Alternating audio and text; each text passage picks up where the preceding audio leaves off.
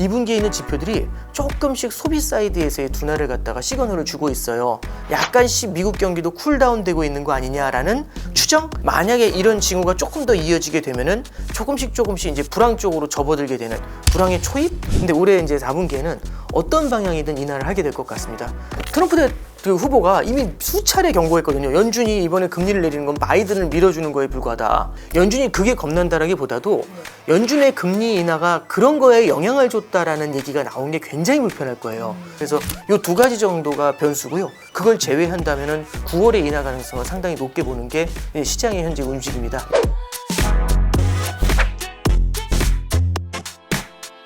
일타 강사와 함께하는 경제일타해법. 오늘은요, 거시경제의 진정한 일타 강사를 모셨습니다. 오건영 팀장님이십니다. 어서 오세요. 네, 안녕하세요. 네. 네, 안녕하세요. 신한은행 프리미어 패스파인더의 오건영 팀장입니다. 신한은행에서요, 최우수 고객님들을 대상으로 해가지고 컨설팅을 좀 지원하는 그런 팀에서 근무를 하고 있습니다. 매크로 경제를 좀 분석을 하고 있고요. 오늘 최대한 쉬운 말씀으로 재밌는 말씀으로 전해드리겠습니다. 팀장님, 그 미국의 GDP 성장률이 1분기 1.4%로 집계됐더라고요. 네네. 잠정치보다는 뭐 0.1%포인트 올랐고, 뭐 시장 전망치와는 어느 정도 좀 부합한 것 같은데, 직전 분기 4분기는 3.4%였잖아요. 네네.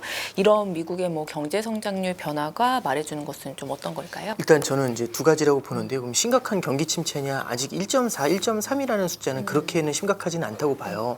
이 GDP 성장률을 볼 때 물론 이제 이 GDP 자체가 문제가 있다고 하시는 분들도 있어요. 근데 이제 그거는 지금 여기서 중요한 게 아니니까 GDP라는 건 그 나라가 1년 동안 얼마나 많은 걸 생산했냐의 문제고, 그럼 생산은 어떻게 일어나냐면 결국엔 얼마나 많이 물건을 갖다가 만들었느냐, 생산, 그죠? 그 다음에 두 번째는 얼마나 많이 투자를 했느냐, 그 다음에 얼마나 많이 소비를 했느냐의 문제예요. 근데 이제 마지막으로 하나가 더 들어간 게 얼마나 많이 수출을 했느냐. 그래서 이제 결국에는 소비하고 투자하고 수출의 함수로 구성이 되는 거거든요. 그래서 1년 동안 얼마나 많이 생산을 해냈냐 이걸 갖다 그걸로 측정을 하고 있는 거예요.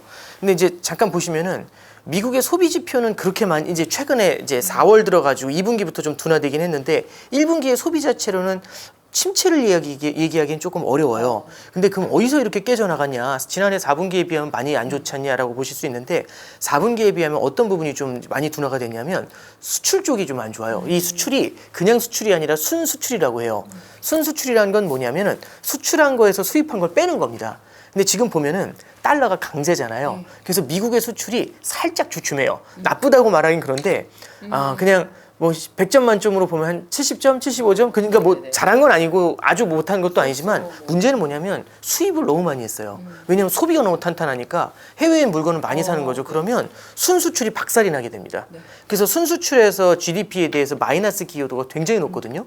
그래서 1분기에는 이 순수출이 박살을 나게 되면서 1분기 GDP가 좀 이렇게 많이 안 좋게 나와 있는데 이것만 보면서 경기 침체다 이렇게 판정 내리기엔 조금은 성급한 면이 있어요. 그래서 GDP만 보면서 판정을 할 게 아니라 다른 걸 같이 봐야 되는데 그럼 사실은 우리가 지금이 7월이잖아요. 네.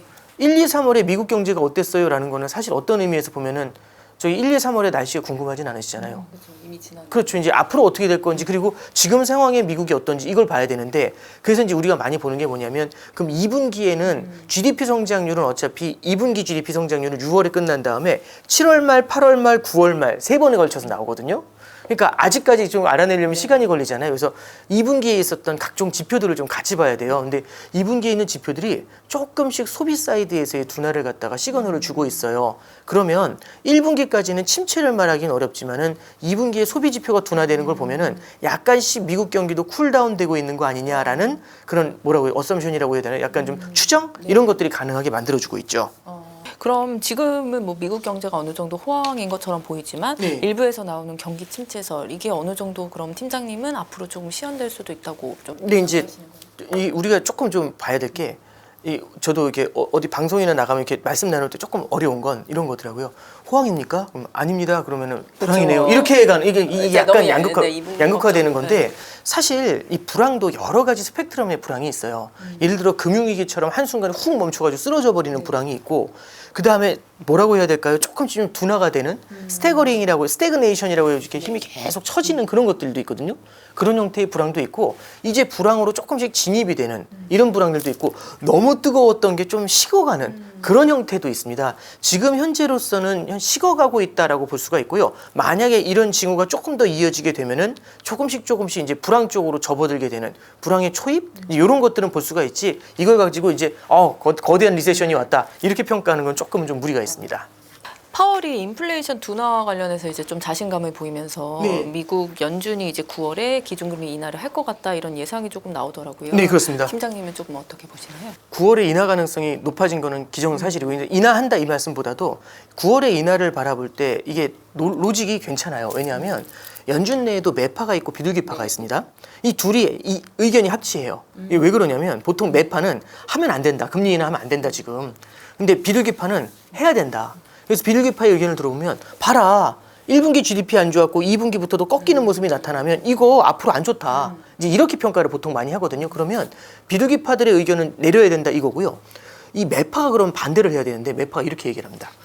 이게 지금 보니까 여러 가지 리스크가 있지만 이게 조금씩 둔화되는 게 가속도가 붙을 수 있다. 그럼 가속도가 붙으면 성장이 둔화되다가 확 꺼질 수 있거든요. 확 꺼지게 돼가지고 진짜 순식간에 침체로 진입하게 되면은 그때는 금리를 팍팍팍팍 내려야 돼요. 한두 번 내리는 게 아니라. 그러면 이게 팍팍팍팍 때려 내리는데 문제는 물가가 아직 높은 상태잖아요. 물가가 높은데 금리를 확 잡아내리게 되면 오히려 다시 물가를 준동시킬 수가 있지 않습니까? 그러면 금리를 안 내리는 게 아니라 요번에 한 번 정도 내려가지고 둔화되는 속도를 천천히 가게 해줘야 둔화도 천천히 되고 인하도 천천히 하니까 오히려 전체적으로 이번에 내려줘야 꽤 높은 금리를 오래 가져갈 수 있는 거 아니야? 그렇게 해서 인플레이션을 견제하는 거 아니야? 이렇게 얘기하는 거죠. 들어보면 너무 설득력이 있는 거예요. 그러네요. 이제 저도 읽다 보니까 그 말씀이 맞네요. 이 느낌이 딱 들어요. 그러니까 결국에는 누가 맞든지 간에 비둘기파도 인하를 가리키고 있고 결국에는 매파도 인하를 가리키고 있습니다. 그럼 9월이네. 이제 이렇게 딱 손바닥이 쳐지는데 문제가 하나 있습니다. 이제 문제가 두 가지 정도로 볼 수가 있는데요. 첫 번째는 일단 미국 대선입니다. 네. 미국 대선이 이제 그 캠페인에 들어가게 되고 11월에 대선이잖아요. 그렇죠. 11월 대선 직전에 이제 9월 18일일 거예요. 우리나라 시간으로 9월 19일인가 그렇거든요. 그 FOMC예요. 그럼 거기서 이제 금리 인하를 했었을 때 과연 이게 정치적인 리스크하고 좀 맞나 있지 않냐. 왜냐하면 이미 트럼프 그 후보가 이미 수차례 경고했거든요. 연준이 이번에 금리를 내리는 건 바이든을 밀어주는 거에 불과하다. 이제 이런 얘기를 계속 하는데 연준이 그게 겁난다라기보다도 연준의 금리 인하가 그런 거에 영향을 줬다라는 얘기가 나온 게 굉장히 불편할 거예요. 참고로 말씀드리면 영란은행 있죠. 영국 중앙은행이거든요. 소비자 물가지수가 2%로 돌아왔는데 아직 기준금리를 동결했어요. 원래 인하해줘야 되는데 2%로 돌아오면 할 수 있거든요. 근데 왜 안 했어? 그랬더니 이제 하면서 아무 일 안 해요. 좀만 더 보겠습니다. 이래요. 그래서 아니 왜 그러지? 근데 7월 4일 날 영국 총리 선거가 있었어요. 근데 이제 거기에 영향 주고 싶지 않은 거죠. 한 2주 전이었거든요. 그거에. 그래서 영향을 주고 싶지 않은 거죠. 그래서 그걸 직접 혹시 선거가 문제였습니까? 그러니까 그건 아니라고 얘기를 하지만 그 2, 3주의 기간 동안에는 영란은행, 영국 중앙은행의 인사들 있죠. 그 위원들 외부 발언하지 말라고.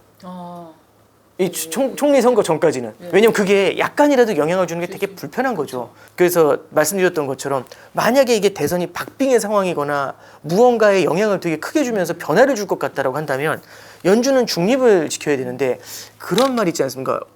이제 기억이 잘 안 나. 오얏나무에서 뭐 각고쳐 쓰고 뭐 그런 거 있잖아요. 그런 것처럼 연준이 거기에 끼는 것보다는 만약에 진짜 금리를 인하할 것 같으면 금리 인하를 9월에 강하게 시사하는 정도도 되지 않겠냐. 그래서 11월에 가는 거 아니냐 이제 이렇게 얘기하시는 분도 있는데 양쪽 다 맞는 얘기 같아요. 근데 이제 참고로 말씀드리면 언제 인하하냐보다 더 중요한 건 인하를 할 거냐 안 할 거냐예요.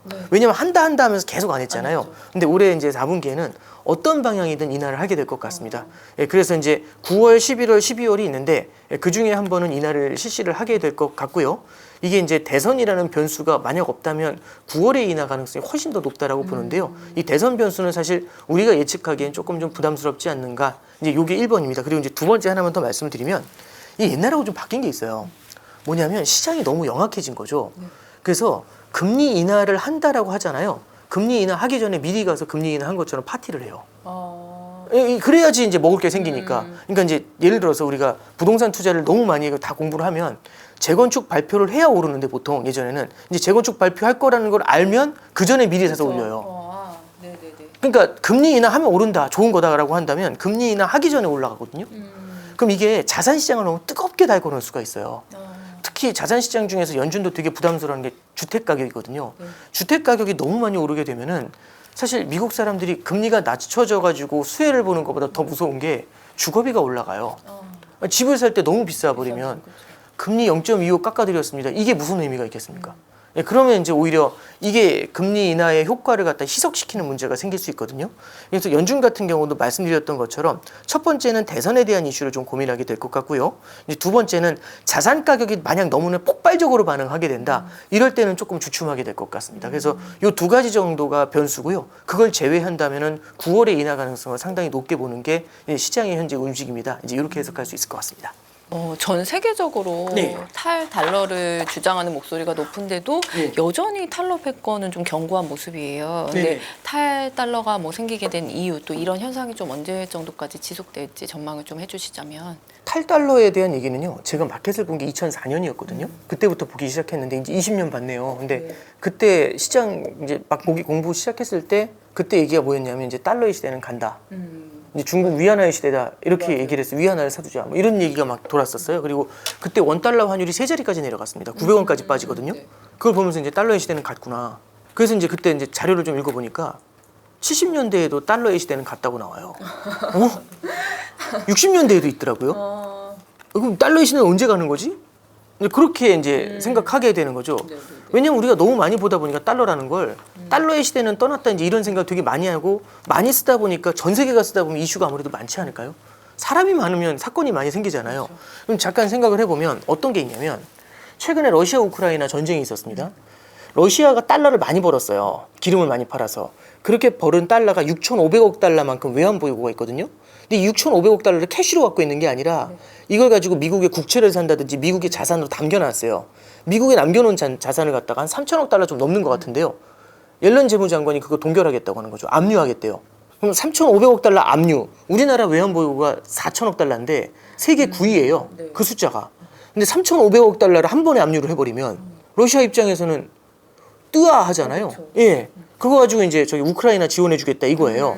근데 이제 이걸 잠깐 생각해 보면 그럼 전범국이니까 그렇게 해도 싸지 이렇게 생각하실 수도 있지만 다른 국가들의 입장에서 한번 생각해 보면 미국하고 척을 지면 돈 다 뺏기는구나. 그렇죠. 달러를 갖고서 무언가 투자한 건데 달러를 갖고 투자할 게 사실은 미국 현지가 제일 많을 거지 않습니까? 전 세계에서 원화 갖고 투자할 게 우리나라밖에 더 있겠어요. 근데 미국도 당연히 현지에 투자할 게 되게 많잖아요. 미국 국채도 그렇고.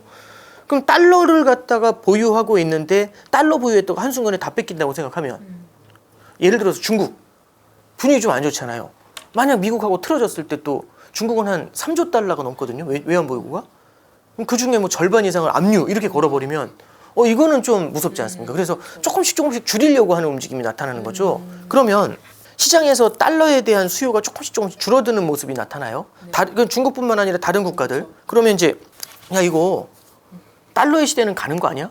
이제 이런 얘기들이 이제 조금씩 왜냐하면 보이지 않던 움직임들이 나타나게 되니까 이제 그런 생각들을 좀 하게 되는 겁니다. 그래서 최근에 그 뉴스가 사실은 한 번 더 달러 시대의 종언이 찾아오는 거 아니냐 그걸 좀 불지폈던 것 같고요. 다만 이제 문제는 대안이 없어요. 그럼 달러 말고 뭘로 할 건데? 라고 하면 대안이 없거든요. 그럼 이제 한번 통화 중에서 한번 보시죠. 유로? 답이 안 나오잖아요. 유럽 경기 되게 안 좋다는 얘기 나오죠. 그러면 경기가 안 좋고 성장이 둔화되는 국가면은 그 나라의 통화에 대한 신뢰도가 떨어지거든요. 그 나라 통화를 쓰기가 애매하지 않습니까? 일본?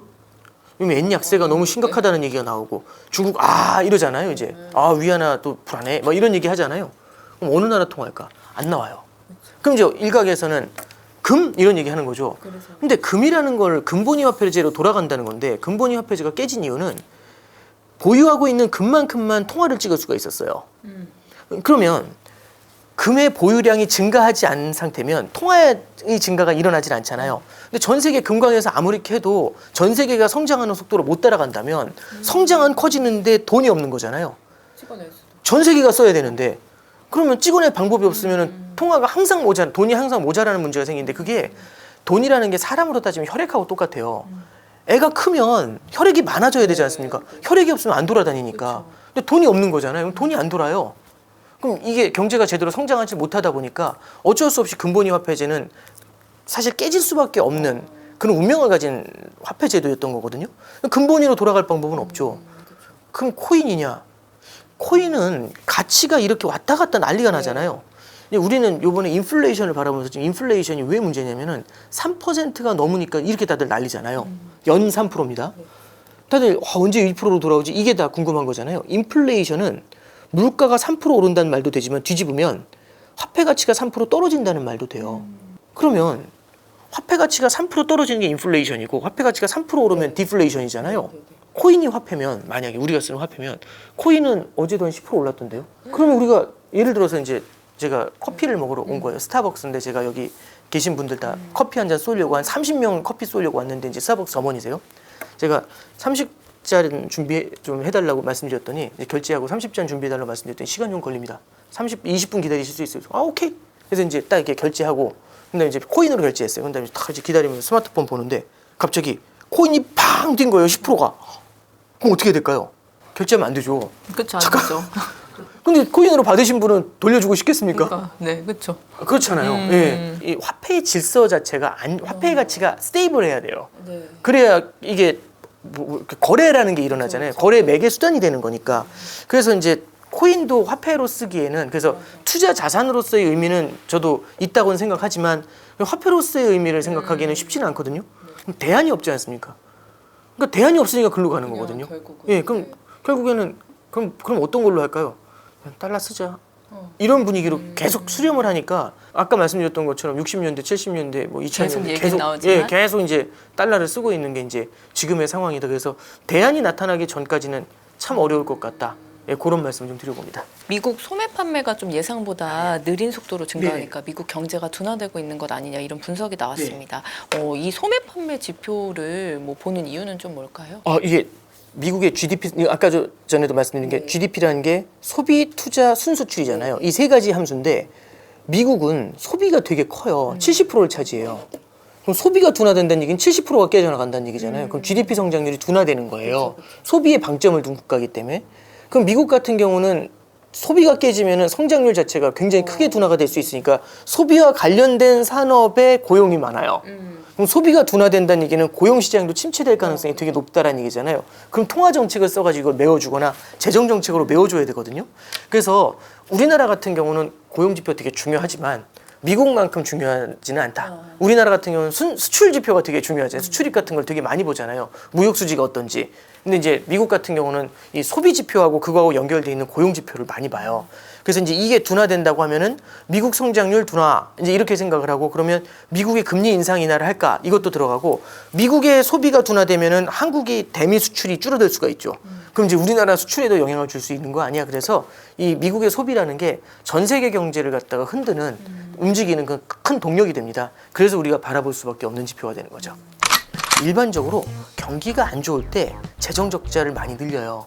경기가 안 좋을 때 밑에 받쳐주려고 돈을 푸는 거거든요. 경기가 좋을 때는 재정 적자를 줄여요. 세금을 많이 걷어가지고. 작년에 미국 GDP 성장률 3.4% 말씀해 주셨잖아요. 그러면 재정 적자를 줄였어야 돼요. 그럼 미국 경기가 침체 찾아왔었을 때 이 침체가 회복하는데 시간이 과거보다는 더 많이 걸릴 수 있는 문제가 생기죠. 그래서 미국의 재정 적자가 미국 경제에는 굉장히 큰 아킬레스건이 될 수도 있지 않을까.